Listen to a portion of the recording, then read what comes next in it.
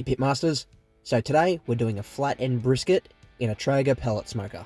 So the first step is going to be to prep our brisket. So first we're going to trim the fat cap. So we're going to remove any excess unrenderable fat and we're going to trim it down to about 1/4 inch just so it's a nice coat that will protect the meat but also remove any of that fat that won't render down.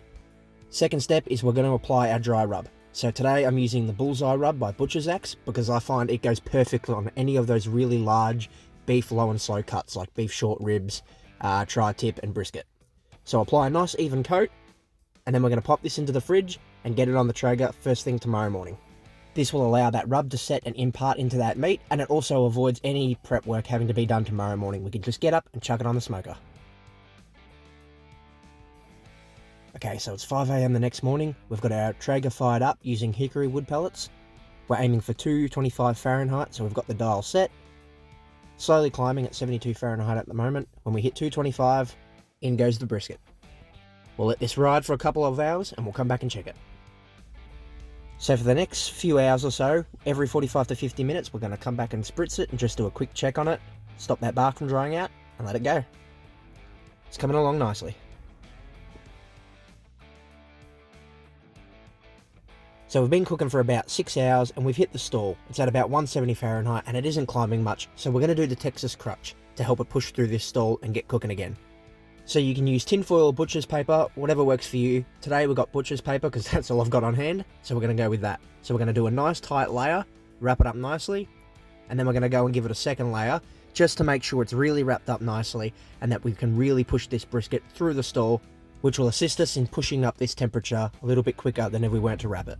So we're going to keep this brisket wrapped like this for the rest of the cook. So we're hitting the tail end of this cook. Our smart thermometer is reading at around 200 Fahrenheit, and between 200 and 205 I find is usually the right temperature, perfect for slicing. So we're going to use our instant read, and really what we're doing is checking it probed like butter.